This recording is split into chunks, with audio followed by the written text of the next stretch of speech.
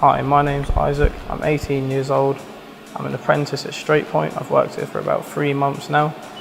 I work alongside Marcus in the machine shop, and we manufacture load pins which are used for monitoring loads. Before I was at Straightpoint, I was going to college doing a course that I didn't really enjoy, doing a job that wasn't getting me anywhere. I didn't have to use my brain at all. I decided I was bored of this, I needed to do something better. So I set out to look for something that can engage my brain, have me thinking, have me learning each day. And I asked my dad, who recommended engineering, which is what he used to do as an apprentice, and I found my way into Straightpoint and they took me on as an apprentice.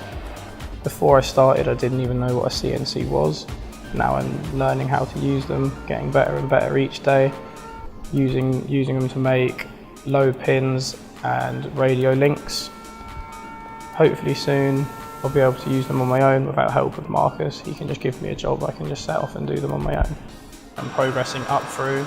The other day I learned how to program, where we had to take the USB out of the machine into the computer and write a load of codes to program it. You put the USB back into the machine, and you press the button and it will machine away for you. I enjoy it all.